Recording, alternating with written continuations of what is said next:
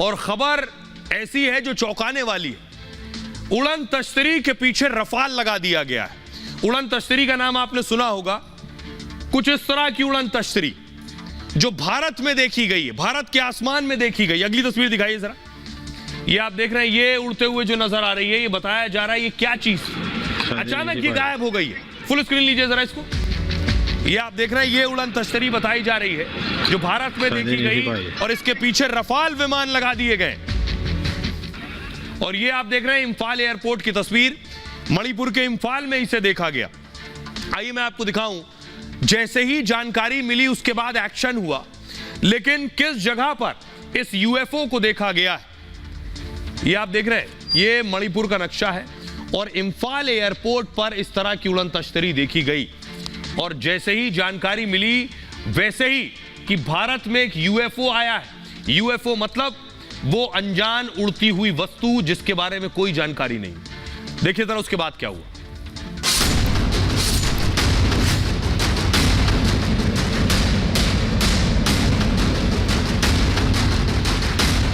भारत में उड़ती दिखी उड़न तश्तरी। दावा है कि रविवार को इंफाल एयरपोर्ट पर आसमान में काफी बड़े आकार की वस्तु काफी देर तक घूमती रही। उड़न तश्तरी जैसी चीज को देखकर अधिकारियों के होश उड़ गए। रहस्यमयी वस्तु को पकड़ने के लिए वायुसेना ने दो रफाल फाइटर उड़ा दिए। रफाल विमान काफी देर तक अनजान विमान को खोजते रहे, लेकिन तब तक उड़न तश्तरी जैसी चीज गायब हो चुकी थी। सवाल यही है, इंफाल के आसमान में दिखी वस्तु क्या थी? क्या एलियन धरती से संपर्क करने की कोशिश कर रहे हैं? आइए आपको बताता हूं भारत में यह उड़न तश्तरी किसने देखी, सबसे पहले कैसे जानकारी मिली और उसके बाद कैसे खबर दी गई। यह इसलिए बड़ी खबर है क्योंकि इससे पहले इस तरह की जानकारी नहीं मिली। ये आप देख रहे हैं, ये इंफाल एयरपोर्ट है। 19 नवंबर को मणिपुर के इंफाल में रहस्यमयी वस्तु दिखी। इंफाल एयरपोर्ट के ऊपर यूएफओ उड़न तश्तरी जैसी चीज दिखी। यूएफओ यानी अनआइडेंटिफाइड, यानी जिसे पहचाना ना जा सके, फ्लाइंग ऑब्जेक्ट, उड़ती हुई चीज। दावा है कि यूएफओ जैसी वस्तु करीब 1 घंटे तक उड़ती रही। दोपहर 2:30 बजे सीआईएसएफ के जवानों ने आसमान में उड़न तश्तरी के बारे में जानकारी दी। सीआईएसएफ यानी केंद्रीय औद्योगिक सुरक्षा बल। एयरपोर्ट की जो सुरक्षा की जिम्मेदारी है वो अमूमन सीआईएसएफ के हाथ में होती है। सीआईएसएफ के जवानों ने पूरी जानकारी एटीसी के अधिकारियों को दी, यानी एयर ट्रैफिक कंट्रोल को जानकारी दी कि आसमान में कोई चीज उड़ रही है। इंफाल एयरपोर्ट पर फौरन विमानों की उड़ान पर रोक लगा दी गई। एयर इंडिया की 2 और इंडिगो की 1 फ्लाइट को लैंडिंग की इजाजत नहीं दी गई एयरपोर्ट पर। इंफाल आने वाली 2 फ्लाइट्स कोलकाता डाइवर्ट कर दी गई फौरन। उड़ान पर रोक लगने से करीब 1000 यात्री प्रभावित हुए। कुछ यात्रियों को विमान के अंदर ही 3 घंटे तक इंतजार करना पड़ा।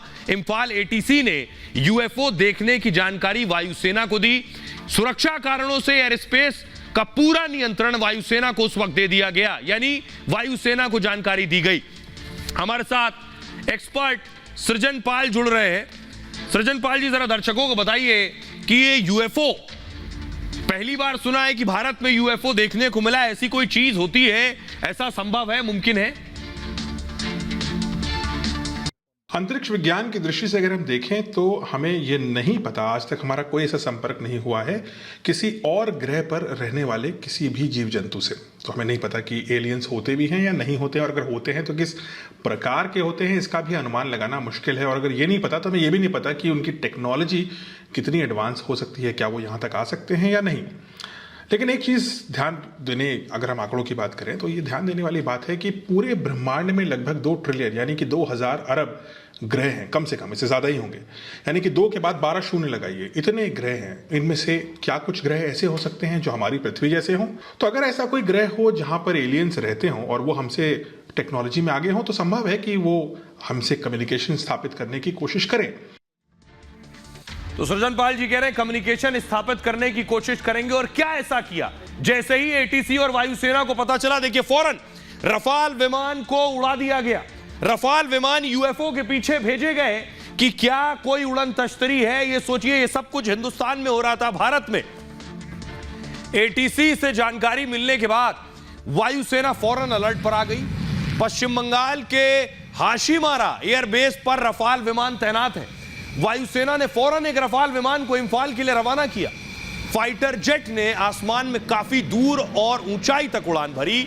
रफाल के पायलट को आसमान में कुछ नजर नहीं आया। रफाल के रडार पर भी कोई रहस्यमयी वस्तु नहीं दिखी उसे। पहला रफाल फाइटर जैसे ही लौटा, दूसरा रफाल को भेजा गया। दूसरा रफाल भी अनजान विमान या यान उसे नजर नहीं आया। घटना को लेकर वायुसेना की पूर्वी कमांड ने सोशल मीडिया एक्स पर लिखा, इंफाइल हवाई अड्डे से जानकारी मिलने के बाद वायुसेना ने एयर डिफेंस सिस्टम को चालू कर दिया। हमें कोई अनजान वस्तु नजर नहीं आई।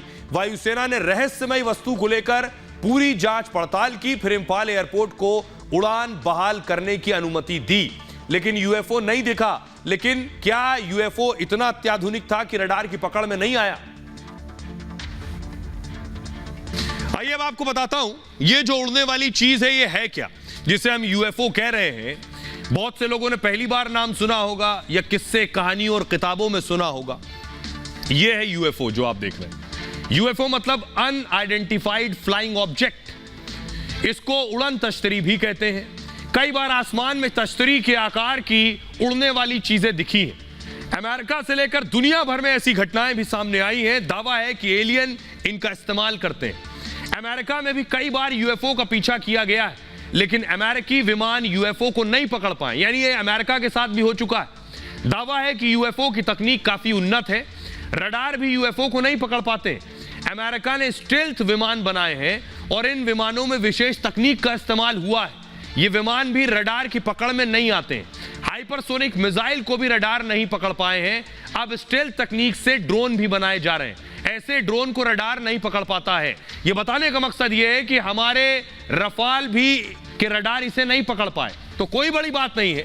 जब हम बहुत सी तकनीक बना पाए हैं जिसे रडार ना पकड़ पाए, तो अगर कोई यूएफओ जैसी चीज है और वो आई है तो संभव है उसे रडार ना पकड़ पाए। हमारे साथ एक्सपर्ट सृजन पाल जी जुड़ रहे हैं। सर, एक सवाल मेरा ये है कि हमारे रडार रफाल के उसे नहीं पकड़ पाए और हमारी बाकी रडार तकनीक भी नहीं पकड़ पाई। क्या यह मुमकिन है कि यूएफओ आया हो, उड़न तश्तरी आया हो और हमारे जो तकनीक है वो उसे ना पकड़ पाई हो?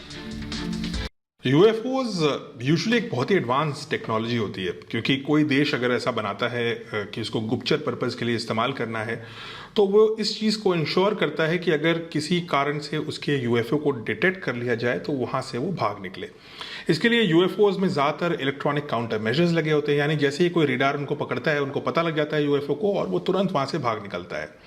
यूएफओज को जो अगर हम अमेरिकन स्टडीज़ को देखें, उनके पास सैकड़ों ऐसे एग्जाम्पल्स हैं और अभी उन्होंने कुछ साल पहले, इनफैक्ट पिछले साल ही, उन्होंने अपनी कांग्रेस को एक पूरी रिपोर्ट दी थी यूएस नेवी ने अबाउट यूएफओज, और उन्होंने उसकी वीडियोज़ भी निकाली थी।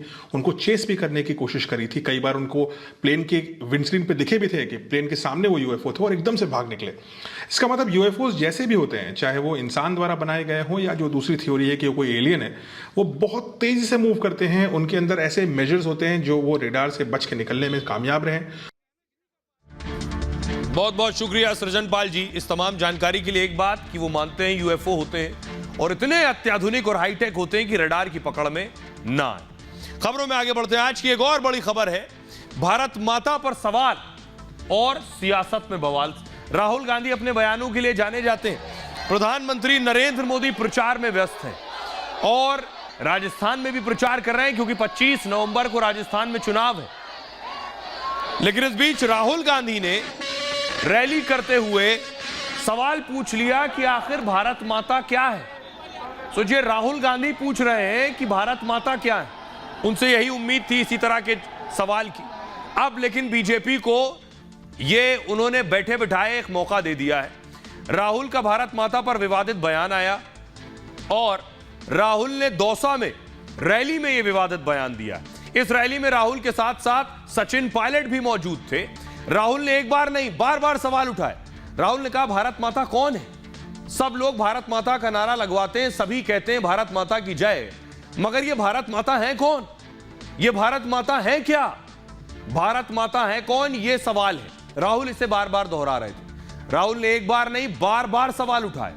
आगे कहा, यह भारत माता धरती है, ये भारत माता इस देश के लोग हैं, अमीर गरीब सब लोग भारत माता हैं। मैंने संसद में भी सवाल पूछा, मैं जानना चाहता हूं कि भारत माता कौन है। यहां तक तो राहुल गांधी सवाल पूछ रहे थे, लेकिन आगे इसे उन्होंने जातियों से जोड़ दिया, जो करना चाह रहे थे दरअसल वो। कहा देश में दलित कितने हैं, आदिवासी और पिछड़े कितने हैं, हम भारत माता के लिए नारा लगाते हैं, जातियों का पता नहीं। अब सोचिए, भारत माता से जातियों के पता होने का क्या तुक है? लेकिन राहुल ये सब बोल रहे थे। मतलब ये भारत माता का मतलब क्या है? राहुल ये भूल गए कि मां केवल मां होती है, मां के लिए बच्चे केवल बच्चे होते हैं, यही उसकी जाति है। ये भी भूल गए कांग्रेस सोनिया गांधी को भारत माता दिखा चुकी है। एक होर्डिंग लगाया था, आगे मैं आपको तस्वीर दिखाऊंगा, सोनिया गांधी को भारत माता दिखाया गया था। और फिर इसी साल सितंबर में यह होर्डिंग हैदराबाद में लगाई गई, जब कांग्रेस कार्य समिति की बैठक हो रही थी। अब राहुल गांधी भारत माता पर सवाल उठा रहे हैं। सुनिए जरा राहुल। सब लोग ये नारा लगाते हैं, बहुत सुनने को मिलता है, भारत माता की जय। मगर ये भारत माता है कौन? ये है क्या? पार्लियामेंट हाउस में मैंने भाषण दिया और मैंने कहा कि देखिए, मैं जानना चाहता हूं, हम ये नारा रोज लगाते हैं, मैं जानना चाहता हूं ये भारत माता कौन है? कौन है ये भारत माता? आदिवासी कितने, दलित कितने, पिछड़े लोग कितने, गरीब कितने, अमीर कितने? अगर हम नारा लगाते हैं भारत माता की जय, और अगर हम भारत माता के लिए लड़ते हैं, खून देने के लिए तैयार हैं, तो ये भारत माता है कौन? ये तो पता लगाना ही पड़ेगा। सही, अगर हमें मालूम ही नहीं इस देश में पिछड़े कितने, दलित कितने, गरीब कितने, तो भारत माता की जय का मतलब क्या है? तो मैंने ये पार्लियामेंट में बोला, कहा कि इस देश को अब क्रांतिकारी काम करना पड़ेगा। इस देश को जाति जनगणना करवानी पड़ेगी। देखिए, 60 साल सरकारें रही कांग्रेस की, कभी जाति जनगणना नहीं करवाई तो आंकड़े जारी नहीं किए। लेकिन अब लग रहा है यही शायद चुनाव जितवा दे। अब पूछ रहे हैं भारत माता कौन है? तो देखिए जरा, फुल स्क्रीन लीजिए। ये सोनिया गांधी की तस्वीर मैं आपको दिखा रहा हूं। हैदराबाद में होर्डिंग लगाई गई थी कार्य समिति की बैठक के दौरान, वहां सोनिया गांधी को ही भारत माता दिखा दिया था कांग्रेस ने। तब सवाल उठे थे, इंदिरा इज इंडिया और इंडिया इज इंदिरा, तो सोनिया गांधी भारत माता और भारत माता ही सोनिया गांधी। और राहुल गांधी पूछ रहे हैं कि आखिर भारत माता है कौन? अब मैं आपको बताऊं कि आखिर राहुल गांधी ये सवाल क्यों कर रहे हैं। इसके पीछे कोरी सियासत है, सिर्फ पिछड़ा वर्ग और उसका वोट बैंक। दरअसल राजस्थान में कांग्रेस फंसी हुई है इस वक्त, और चुनावी आकलन कांग्रेस के खिलाफ दिख रहे हैं। कांग्रेस ने सबसे ज्यादा टिकट जाटों को दिए, और लेकिन कांग्रेस को बात बनती फिर भी नहीं दिख रही। 2019 के लोकसभा में जाटों ने वोट कर दिया बीजेपी को। उसे डर है कि इस बार भी बीजेपी बाजी ना मार ले कहीं, इसलिए अगड़ा पिछड़ा किया जा रहा है। अगड़ा और पिछड़े को बांट दो। भारत माता को जातियों से जोड़ा जा रहा है कि जातियों के बारे में बताओ, नहीं बताओगे तो भारत माता कौन? दोनों बातों में कोई तारतम्य और तुक नहीं है। इसके अलावा आपको बताऊं, ये आंकड़े देखिए जरा। अब किसने कितने कैंडिडेट्स को टिकट दिया है? जाट कैंडिडेट जो कि पिछड़ा वर्ग में आते हैं, कांग्रेस ने 36 उम्मीदवार जाट उतारे और बीजेपी ने 33। इसके पीछे भी अगला पिछड़ा की सियासत है। कांग्रेस ने 34 दलितों को टिकट दिए, बीजेपी ने भी 34 दलितों को टिकट दिए। आदिवासी 33 आदिवासियों को कांग्रेस ने टिकट दिए, बीजेपी ने 30 आदिवासियों को टिकट दिए। कांग्रेस ने 17 राजपूत कैंडिडेट उतारे, बीजेपी ने 25 राजपूत कैंडिडेट उतारे हैं। ब्राह्मण 16 कैंडिडेट कांग्रेस ने उतारे, बीजेपी ने 20 उम्मीदवार ब्राह्मण उतारे। बनिया दोनों ही पार्टियों ने, कांग्रेस के 11 उम्मीदवार हैं और बीजेपी के भी 11 उम्मीदवार हैं। बताने का मकसद यह है कि कांग्रेस ने जानबूझकर अगड़ा बनाम पिछड़ा करने के लिए ओबीसी कार्ड खेलते हुए पिछड़ों को ज्यादा उम्मीदवारी दी है और कैंडिडेट बनाया है। गुर्जर 11 प्रत्याशी कांग्रेस के हैं और बीजेपी ने 10 प्रत्याशी उतारे हैं। माली कांग्रेस के 4 और बीजेपी के 3 हैं। मुस्लिम 15 कांग्रेस ने दिए हैं, बीजेपी ने कोई भी मुस्लिम कैंडिडेट नहीं उतारा है। यह है राहुल गांधी की भारत माता का असली मायने। अब आपको सुनवाता हूं, सुनिए इस पर सियासतदान क्या कह रहे हैं। संतान भाव जिसमें होगा वो माँ की कदर समझेगा। इनकी माता जी तो भारत से है नहीं, तो वो जो भी उनके अंदर आया है उसमें भारत के प्रति संतान भाव है ही नहीं, तो फिर वो भारत को माता क्यों कहेंगे? देखिए, कोई विवादित तो उन्होंने बयान नहीं दिया है। उनके डीएनए में ही भारतवर्ष से उसको कोई प्रेम नहीं है, कोई प्यार नहीं है।